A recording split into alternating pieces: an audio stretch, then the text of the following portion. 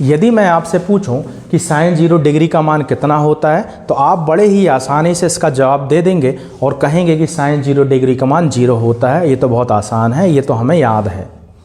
लेकिन बड़ी बात यह है कि आखिर साइन 0 डिग्री का मान 0 ही क्यों होता है।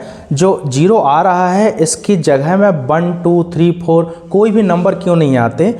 साइन 0 डिग्री का मान 0 रखने के पीछे क्या लॉजिक है, क्यों 0 ही रखा जाता है, इसका हमें आंसर जानना है। देखिए, मैं यहाँ पर आपको एक सिंपल लॉजिक की सहायता से ये बताऊंगा कि आखिर साइन 0 डिग्री का मान 0 क्यों आता है। इसके लिए आपको समकोण त्रिभुज जानना होगा। तो समकोण त्रिभुज किस प्रकार का होता है वो देखिएगा।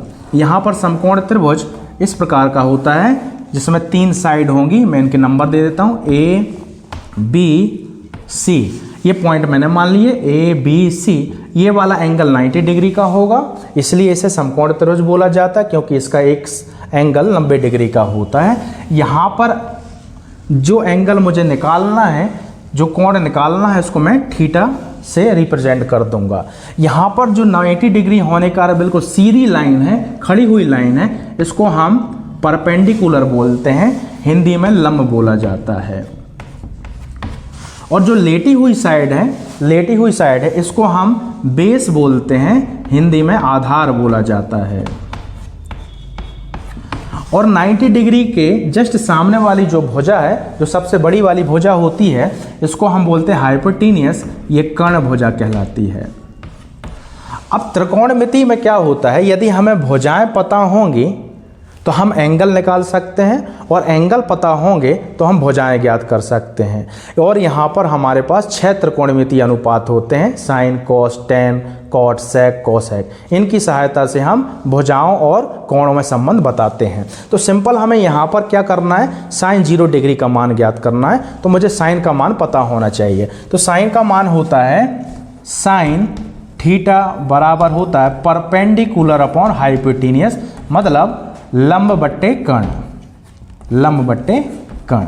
तो यहाँ पर मैंने लंब बट्टे कर्ण लिख दिया। अब देखिए, यहाँ पर जो लंब है, परपेंडिकुलर है, इसको हम AC साइड बोल रहे हैं। तो साइन थीटा बराबर हम लिख सकते हैं AC साइड या भुजा, और हाइपोटेनियस ये कर्ण है AB भुजा। कौन सी भुजा हो गई, AB भुजा। अब यहाँ पर सिंपल आपको लॉजिक लगाना है और ये समझना है कि यदि मैं थीटा की जगह में 0 रख दूं तो 0 रखने पर यहाँ पर मान कितना आता है, 0 आता है। तो 0 कब आएगा, जब ये दोनों भुजाएं आपस में डिवाइड होंगी, और इसका आंसर 0 आना चाहिए। जब ही हम साइन 0 डिग्री का मान 0 प्रूव कर सकते हैं। तो यहाँ पर देखिए, इस समकोण त्रिभुज को देखिए, यहाँ पर मैं क्या करता हूँ, ये समकोण त्रिभुज को फिर से बना देता हूँ और यहाँ पर लॉजिक लगाता हूँ। तो सिंपल लॉजिक मेरा ये है कि ये जो पॉइंट A है, B, C और ये एंगल थीटा है। तो आप बड़े ध्यान से देखिए, अभी ये एंगल ज़्यादा है, तो मुझे कहाँ तक पहुँचना है, 0 डिग्री तक। तो 0 डिग्री तक कैसे पहुँच सकते हैं, जब ये थीटा का मान धीरे धीरे कम हो जाए। जब ये थीटा का मान धीरे धीरे कम होगा तो स्वाभाविक है ये साइड भी हमारी कम होती जाएगी। तो कैसे, तो हमें इसको 0 करना है। तो 0 करने के लिए A पॉइंट है, A पॉइंट को मैं धीरे धीरे खिसकाऊंगा और C तक लाने का प्रयास करूंगा। तो धीरे धीरे आप इस पॉइंट को खिसकाइए। तो मैं मान के चलता हूँ ये पॉइंट यहाँ पर आ गया है। जब ये पॉइंट यहाँ पर आएगा और मैं यहाँ पर सीधी लाइन खींचूंगा B एंगल से मिलाते हुए, तो आप देखिए पहले एंगल थीटा था ये वाला, अब ये घट जाएगा, कुछ कम थीटा कोण बनाएगा। इसी प्रकार फिर से मैं इस पॉइंट को इधर बढ़ा देता हूँ, तो फिर आप देखेंगे इनको मिला दी जाए साइड को, तो फिर ये थीटा एंगल क्या होते जा रहा है, कम होते जा रहा है। इसी प्रकार से आप ये पॉइंट को बढ़ाते जाएंगे तो एक समय ऐसा आएगा A बिंदु C के ऊपर चढ़ जाएगी। ऐसा होने पर हम देखेंगे कि जो हमारी साइड AC है, परपेंडिकुलर वाली साइड है AC, इसका मान, इसकी लंबाई भी 0 हो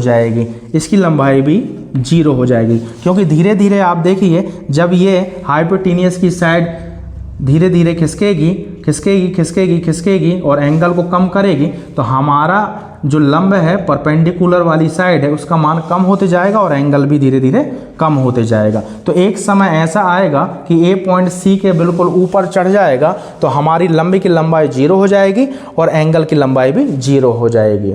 तो सिंपल यही लॉजिक था।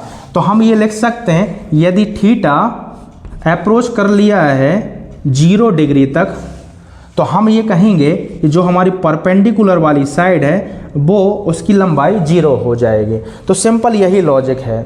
यहाँ पर इस लॉजिक की सहायता से हम यहाँ पर sin 0 डिग्री का मान 0 प्राप्त कर सकते हैं। और देखिए अब मैं यहाँ पर वैल्यू रखता हूँ। तो मैंने आपको ये बताया कि AC साइड का मान कितना हो जाएगा, 0 हो जाएगा। तो sin 0 डिग्री बराबर हमारे पास AC था, AC अपॉन AB। तो मैंने बताया कि AC का मान कितना हो जाएगा, 0। जब ये 0 होगा तो थीटा का मान 0 हो जाएगा। तो यहाँ पर AC का मान मैं 0 रख देता हूँ, अपॉन में AB हो जाएगा। अब 0 में यदि AB को डिवाइड करेंगे तो स्वाभाविक है 0 डिग्री का मान यहाँ पर 0 में AB को डिवाइड करेंगे तो 0 ही आएगा। सिंपल यही लॉजिक है जिसकी सहायता से हम ये बता देंगे कि sin 0 डिग्री का मान 0 क्यों होता है। फिर से आप इसको देखिए कि यदि मैं ए पॉइंट को सी के करीब लाते जाऊं जब तक लाते जाऊं जब तक कि ये ए पॉइंट सी के बिल्कुल ऊपर न चढ़ जाए, तो इस अवस्था में आप देखिए कि ए वाली साइड AC साइड का मान धीरे धीरे कम होगा और ये भी 0 हो जाएगी और थीटा का मान भी 0 हो जाएगा। मतलब थीटा का मान यदि 0 तक अप्रोच करता है, पहुंचता है, तो हमारी जो परपेंडिकुलर साइड है AC साइड है उसका मान भी 0 हो जाएगा। तो सिंपल हमने AC साइड का मान यहाँ पर 0 रख दिया और 0 रखने पर हमें पता है कि 0 में हम किसी भी नंबर को डिवाइड करेंगे तो उसका मान 0 ही आएगा। तो सिंपल ये लॉजिक था। आपने ये जाना कि sin 0 डिग्री का मान 0 क्यों होता है।